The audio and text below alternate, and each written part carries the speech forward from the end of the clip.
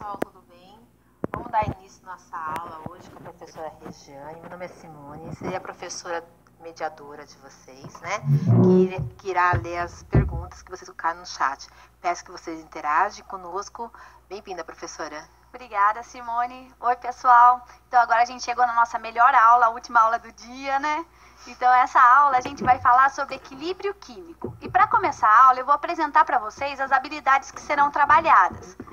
Então, ó, as habilidades são as seguintes. Hoje, a gente vai reconhecer que existem transformações que elas não se completam, ou seja, que elas atingem um equilíbrio, que é chamado de equilíbrio químico. Vamos investigar causas, elaborar e testar hipóteses para resolver problemas.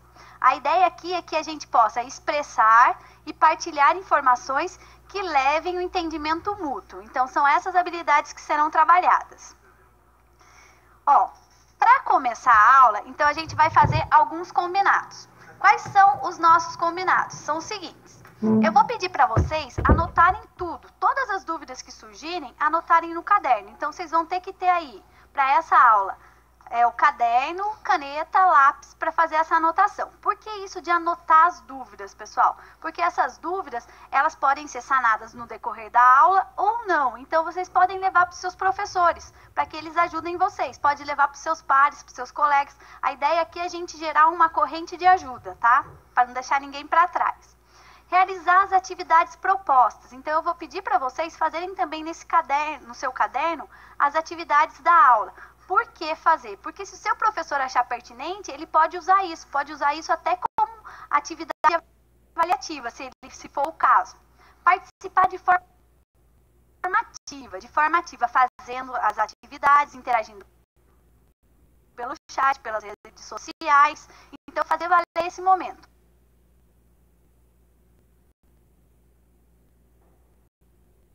E aproveitar esse momento, porque talvez não seja a melhor aula, mas é o que a gente pode fazer. Então, a gente está tentando fazer o nosso melhor. Eu espero que vocês também façam o melhor aí.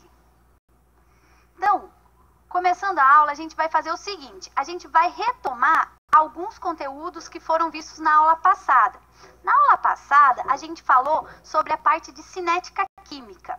Para começar a parte de cinética química, nós falamos sobre colisões efetivas, tá? O que são essas colisões efetivas? São aquelas colisões onde há a formação do produto. Então, é quando há o choque entre os reagentes e a gente tem ali no final o nosso produto. Então, isso que é uma colisão efetiva. Para essa colisão, para esse choque ser efetivo, é necessário dois fatores, tá? Necessário dois fatores. Essa colisão, ela tem que ter energia suficiente para quebrar as ligações antigas e ela tem que ter orientação adequada para formar as novas ligações. Seria mais ou menos assim. Imagina só que você está lá na sua sala, daí a professora, naqueles velhos e bons tempos, né? Daí a professora pega e fala assim, vamos fazer uma atividade em grupo. Vocês vão se juntar em grupos de 4 alunos. Então, com quem você vai se juntar? Claro, com seus parceiros, né? Com seus amigos mais chegados. Só que a professora sabe que quando o quarteto fantástico se junta, não dá coisa boa, né? A bagunça vai rolar ali. Então, o que a sua professora vai fazer? Ela vai tentar separar esse quarteto fantástico, certo? Para ela separar esse quarteto fantástico, não vai ser tão fácil. Imagina se ela chegar e falar assim, vocês podem se separar e formar novos grupos? Vocês vão se separar aí de boa? Ela fala, obrigada, professora, por zelar pelo nosso aprendizado. Provavelmente isso não vai acontecer. Então, o que vai ter que acontecer ali? Ela vai ter que exercer uma certa energia. Então, essa energia aí é igual na ligação. Quando acontece a reação, é ela que é necessária para quebrar a ligação antiga. O que é a ligação antiga? O quarteto fantástico. Os 4 amiguinhos. Então, a gente vai ter que separar ele. Então, precisa dessa energia para separar vocês. Então, imagina que daí a energia da professora ali foi suficiente, vocês atenderam o pedido dela, e daí vocês vão ter que formar novos grupos, certo? Para formar esses novos grupos, não pode colocar vocês em qualquer grupo, senão tanto fez eu ter separado. Então, vai ter que ser um grupo orientado, tem que ter uma orientação adequada. Então, é praticamente isso que acontece na transformação. Quebra o antigo e forma o novo, certo? Então, tem que ter energia para quebrar e tem que ter orientação para formar o produto. Essas colisões aí, elas podem ser aceleradas ou elas podem ser retardadas. Eu posso fazer com que elas aconteçam mais rápido ou que elas aconteçam de forma mais lenta, que foi o que a gente viu na aula passada. Que essa velocidade que ela acontece, ela pode ser alterada. Que fatores que podem ser usados para alterar essa velocidade, esse tempo? A gente viu ali temperatura. Porque a temperatura ela influencia? A temperatura está diretamente ligada com a agitação das moléculas. Quando a gente tem um aumento de temperatura, as minhas moléculas ficam mais agitadas. Quando a gente fala em colisão, se a minha molécula está agitada, eu não favoreço muito mais que elas se choquem, que aconteça essa colisão. Então, se eu aumento a temperatura, eu agito elas, maior o número de colisões. Se eu diminuo a temperatura, o que eu faço com elas? Eu deixo elas mais lentas. Então, diminui as colisões. Então, a velocidade acaba sendo diminuída, minha transformação fica também mais lenta. A gente viu também, na aula passada, superfície de contato. Superfície de contato também tem relação com as colisões. Porque se eu tenho uma superfície de contato grande, é muito mais fácil eu colidir. Imagina só que a gente tem ali um tiro ao alvo, certo? É muito mais fácil acertar na parte maior do que na parte menor. Então, quanto maior a superfície de contato, maior o número de colisões. A gente viu também a pressão. Essa pressão ela influencia diretamente em reações onde tem a presença de gases.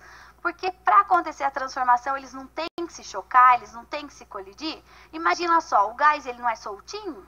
Então, é muito difícil ele se colidir. Para eu fazer que aconteça essa colisão, é necessário que eu diminua o espaço. Então, é exatamente isso que a pressão faz. Ela pressiona eles a ficarem mais perto e eles a se chocarem. Então, por isso que quanto mais pressão, mais rápido acontecem as minhas transformações quando envolve gases, substâncias no estado gasoso.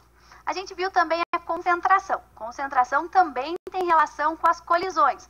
Porque imagina só, se a minha concentração é pequena, é mais difícil que tenha choque. Se a minha concentração é maior, o número de choques ele é aumentado, né? Então, a minha transformação acaba acontecendo muito mais rápido. E o último que a gente viu foi sobre catalisador. O catalisador, diferente dos outros que todos agem nessas colisões, nesses choques, o catalisador ele age naquela energia lá que eu citei no começo, lá quando a professora teve que separar os alunos.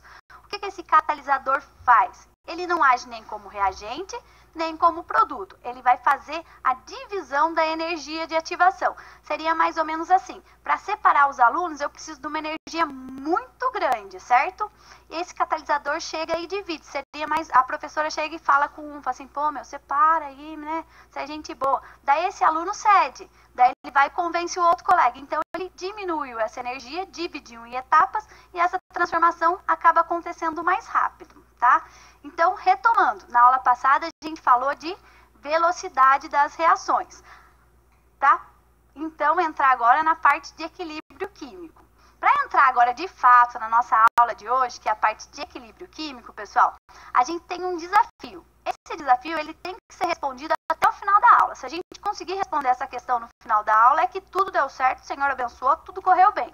Qual é o nosso desafio? É o seguinte: porque o refrigerante gelado tem gosto diferente do refrigerante em temperatura ambiente.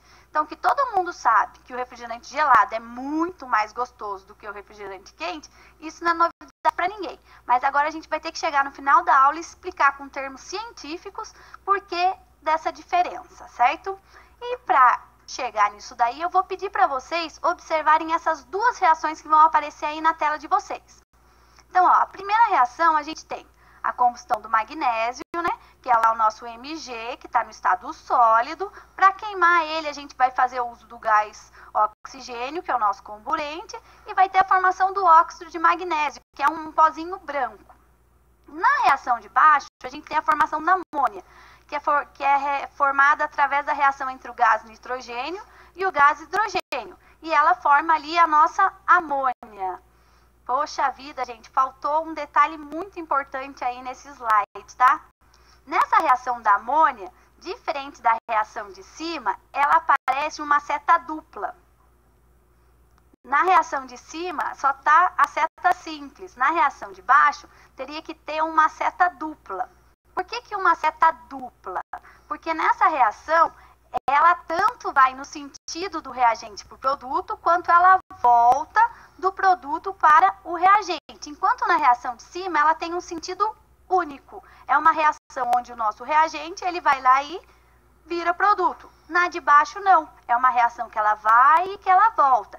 Na primeira série do ensino médio, vocês ouviram falar sobre esse tipo de reação, que são aquelas reações que a gente chamava como reação revertível, onde a gente consegue fazer com que o produto ele volte a ser reagente, tá? Então, é uma reação que ela pode ser desfeita. Então, a gente tem dois tipos de reação. A reação que eu não posso desfazer, que o meu produto ele não volta a ser reagente, e tem a reação onde o meu produto ele pode voltar a ser reagente, certo?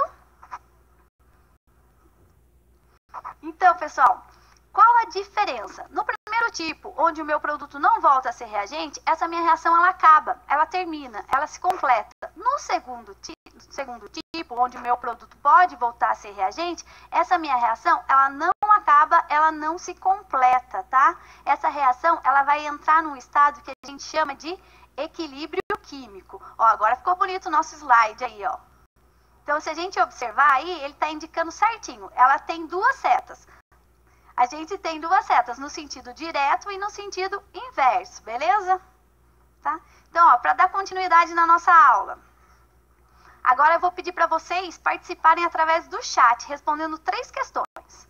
A primeira questão é o que vocês entendem por equilíbrio. E o que é a segunda questão? O que é equilíbrio químico? Vocês acham que equilíbrio e equilíbrio químico é a mesma coisa? Tem alguma coisa a ver? E a terceira, quem prestou atenção na explicação anterior vai matar, não posso falar. Em quais reações ocorre o equilíbrio químico, tá? Então a gente vai ter aí 2 minutinhos para essa interação.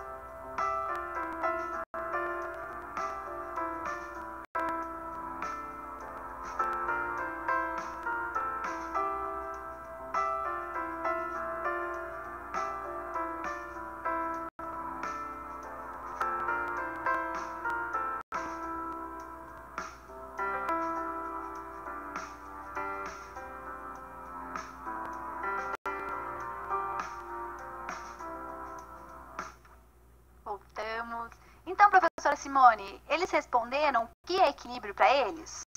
Eles responderam que sim, professora, que é quando ela é balanceada, né? É quando as moléculas se igualam, quando as reações são iguais. Eles colocaram também que equilíbrio é igualdade, que tem 2 forças iguais, estabilidade, reações de peso iguais. E alguém falou alguma coisa aí sobre o equilíbrio químico? Não, professora. Aqui eles perguntaram até assim, o que são reações? O que são reações? Pessoal, eu acho que talvez a minha pergunta 3 não tenha ficado bem formulada, né? A pergunta era a seguinte, que tipo de reação que pode acontecer o equilíbrio químico? A parte do equilíbrio é isso mesmo. Quando a gente fala em equilíbrio, a gente pensa o quê? Pensa em uma reação de igualdade, não é? Então, de fato, é uma reação equilibrada, é uma reação de igualdade. Só que no nosso equilíbrio químico, a gente vai ter que levar isso bem claro, que não é uma reação de igualdade entre quantidades de produto ou de reagente. Isso, quando a minha reação entra em equilíbrio, não é que eu tenha a mesma quantidade de produto, a mesma quantidade de reagente. Não, essa reação de igualdade está diretamente ligada com a velocidade, por isso que a gente teve essa retomada. Então, a minha reação entra em equilíbrio quando a velocidade ela é igual. E essa parte aí, em que reações que entram em equilíbrio? As reações que não se completam, as reações que podem ser revertidas, onde o produto ele pode voltar a ser reagente. Por exemplo, uma reação de combustão. Ali, imagina se eu queimar o meu caderno. Queimei meu caderno, formou cinza e fumaça. Eu consigo juntar essa cinza e essa fumaça e fazer voltar como era antes? Eu não consigo. Então, essa reação aqui, ela não entra em equilíbrio. Ela simplesmente, ela termina, ela se completa. Teve uma vez que um aluno falou assim, pô, professora, a pipoca não é um exemplo de equilíbrio químico? Assim, mas por que você acha que é um exemplo de equilíbrio químico? Porque quando eu vou estourar na minha casa, fica lá um pouco de milho e tem a pipoca. Então, eu tenho o meu reagente, que é o milho, e tenho a minha pipoca, que é o produto. Assim, só que qual o detalhe? Eu consigo fazer o meu milho virar pipoca, mas eu consigo fazer a minha pipoca voltar a ser milho? Eu não consigo. Então, essa reação, ela não é uma reação reversível. Eu não consigo fazer ela voltar como ela era no começo. Então, essa minha transformação, ela não é um exemplo que entra em equilíbrio. Então, são só reações que são reversíveis, que o produto pode voltar a ser reagente, certo? Então, aqui, pessoal, para a gente contextualizar o que é essa nossa reação, a gente vai fazer o seguinte. Eu vou fazer uma explicação para vocês. Então, o seguinte, a reação que ela entra em equilíbrio é aquela reação que é reversível, aquela reação onde eu vou ter no mesmo sistema reagente e produto. Então, imagina só que eu coloquei lá meus reagentes e a minha reação está acontecendo, tá? E lá a minha reação. Então, se eu tivesse um gráfico, eu ia ter uma quantidade alta de reagente e de produto eu ia ter quase nada, certo? Daí, conforme a minha reação estava rolando, a minha quantidade de produto, ela vai fazer o quê? Ela vai diminuir, a minha quantidade de reagente, ela vai diminuindo. E a minha quantidade de produto, ela vai aumentando. O reagente vai diminuindo, o produto vai aumentando. O reagente vai diminuindo, o produto vai aumentando. Vai chegar uma hora que a gente não vai conseguir mais ver a alteração. O meu reagente, ele fica constante, o meu produto, ele também fica constante. Reagente constante, produto constante. Então, pode passar o tempo que for, se eu não alterar nenhum fator externo lá, a minha reação, eu não vejo mais mudança nela. Não vai mudar a cor, não vai mudar a concentração, ela vai continuar constante. Por que ela vai continuar constante? Porque ela entrou no tal chamado de equilíbrio químico, tá? Diferente de uma reação que se completa. A reação que se completa, ela acontece mais ou menos assim. Eu tenho lá minha quantidade de reagente e não tenho nada de produto. Conforme vai acontecendo, o reagente vai diminuindo, o produto vai aumentando, o reagente vai diminuindo, o produto vai aumentando, até que vai chegar uma hora que eu não tenho mais reagente, eu só tenho produto. Então, essa minha reação acabou, porque o reagente acabou. Beleza? Essa minha reação que entrou em equilíbrio, que o meu reagente e o meu produto estão constantes, passa o tempo que for, a quantidade não altera, eu posso falar que essa minha reação acabou? Não, essa minha reação ela é dinâmica. Para exemplificar para vocês, seria mais ou menos assim. Imagina só que a gente tem ali velocidades iguais. Então, a mesma velocidade que o meu reagente ele vai lá, se combina e forma o meu produto reage entre si e volta a ser reagente. Então, a mesma velocidade que vai, ela volta. Seria como se eu tivesse aqui na minha mesa 2 potes de bolinha. Então, num pote eu tenho 7 bolinhas, no outro pote eu tenho 3 bolinhas. Eu pego e passo uma bolinha para cá, uma bolinha para lá, uma bolinha para cá, uma bolinha para lá. Eu posso ficar fazendo isso o dia todo. Se eu fizer na mesma velocidade, quando eu for contar, no primeiro pote eu não vou continuar com 7 bolinhas e no segundo pote eu não vou continuar com as 3 bolinhas? Vai ter alguma diferença? Na quantidade, não. E eu parei de trocar as bolinhas? Não parei. É a mesma coisa que acontece com as nossas reações quando elas entram em equilíbrio. tá? Essa velocidade é igual, a quantidade não altera. Um outro exemplo que eu ouvi e achei o máximo. Imagina quando você está lá caminhando na esteira. Se a velocidade da esteira for maior do que a velocidade que você anda, o que a sua esteira vai fazer? Ela vai jogar você para trás. Se a velocidade for menor, você vai cair para frente, certo? Então ali vai estar em equilíbrio quando a sua velocidade for igual à velocidade da esteira. Daí você vai estar andando de boa. Quem olha você da cintura para baixo vai falar assim, pô, a Pro tá louca, né? Tá lá paradona, mas eu tô paradona? Eu tô caminhando. Então esse movimento ele continua. Então é a mesma coisa que acontece com as reações de equilíbrio. É uma reação dinâmica que ela continua acontecendo, só que como as velocidades são iguais, essa nossa transformação ela não tem alterações nas quantidades, tá? Então, por que ela não tem alteração nas quantidades? Porque a velocidade é igual. Se eu alterar essa velocidade, eu altero meu equilíbrio? Eu altero meu equilíbrio. E esse equilíbrio químico, para ele acontecer num sistema onde a gente tem gás, ele tem que ser fechado. Por que tem que ser fechado quando tem gás? Se tiver aberto, o que acontece com o nosso gás? Ele escapola, ele sai fora, tá? Então, pessoal, a gente vai fazer agora um exercício para ver se deu para entender o que é esse tal de equilíbrio químico. Então, aqui, ó, só um resuminho, que vocês podem até printar aí se vocês quiserem, tá? Quando ocorre um equilíbrio químico? Se a reação for reversível. Então, é toda reação? Não, só reações que são reversíveis. Quando a velocidade da reação direta e inversa for igual. O que é direta e inversa? Direta é aquela que forma o produto. Inversa é aquela que o produto volta a ser reagente. Então, quando a velocidade que vai e volta for igual, a nossa reação ela está em equilíbrio. E se a nossa reação tiver gás, ela tem que acontecer num ambiente fechado, beleza? Então, essa é a resposta daquela questão, né? Que reações que podem ter o equilíbrio químico. Agora aqui uma atividade, pessoal. Para resolver esse exercício, vocês vão ter que escolher aí a alternativa incorreta. Então, a não pode ocorrer troca de matéria com o ambiente. A B, a energia não é introduzida ou removida do sistema. Na C, a soma das quantidades de matéria dos reagentes deve ser igual à soma das quantidades de matéria dos produtos da reação. A D, as propriedades macroscópicas do sistema não variam com o tempo. E a E, a rapidez é a mesma nos dois sentidos da reação. E as concentrações das espécies envolvidas permanecem inalteradas. Vocês vão ter aí 2 minutinhos para responder essas questões, tá bom?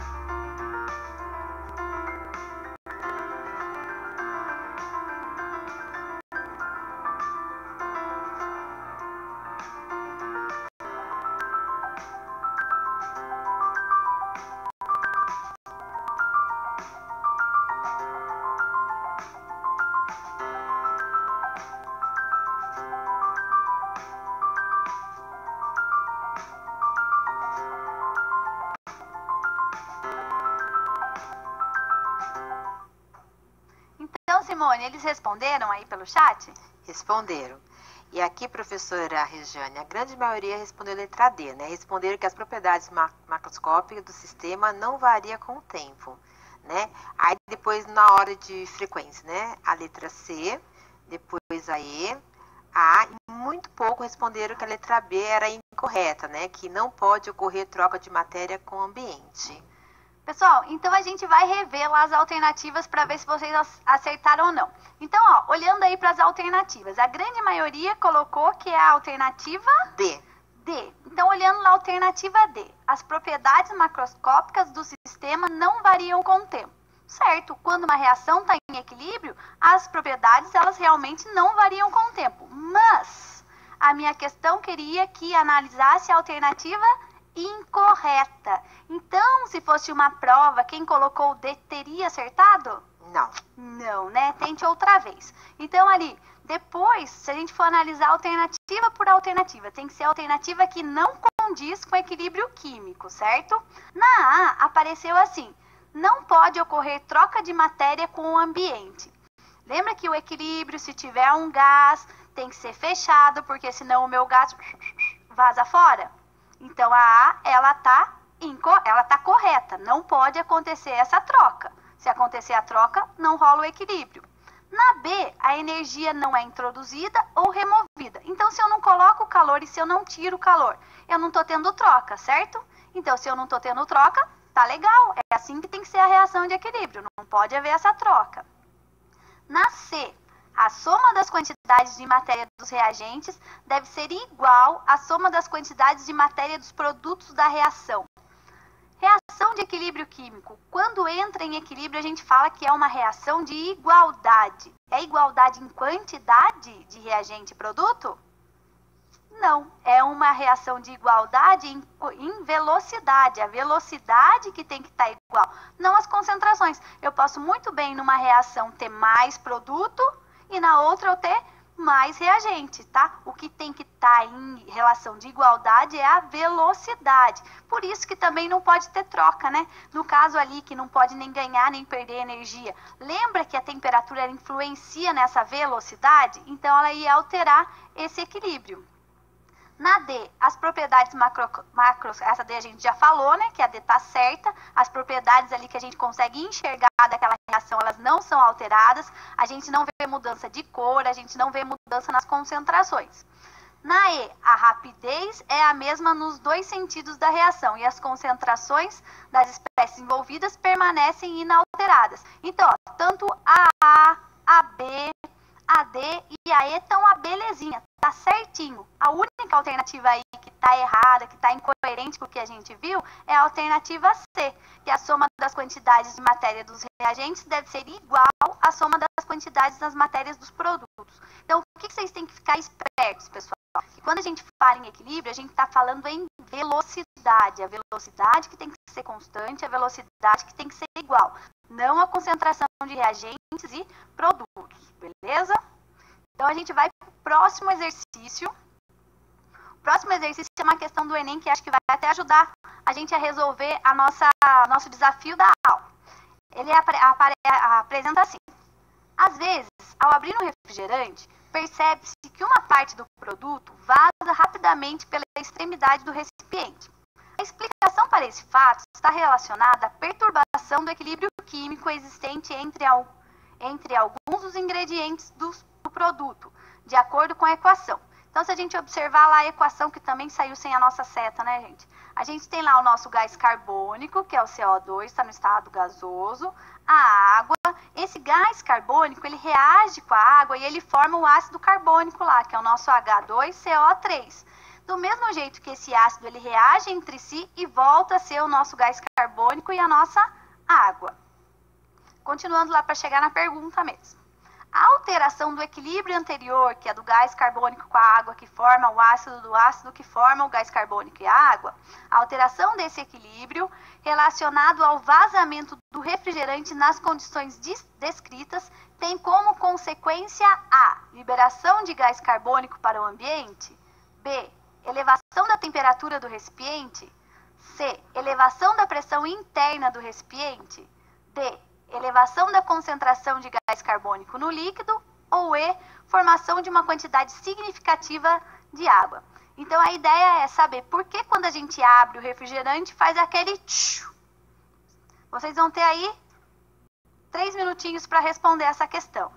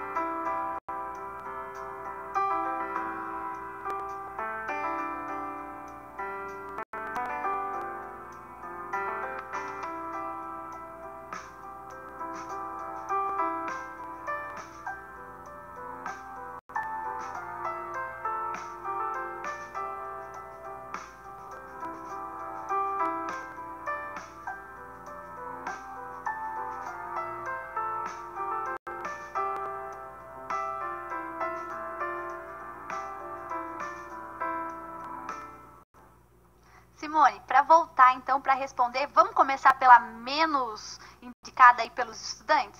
E houve empate nas menos indicadas. Quais foram? Foram a letra E e a letra B, que não teve nenhuma indicação de nenhum estudante, ninguém votou nessas.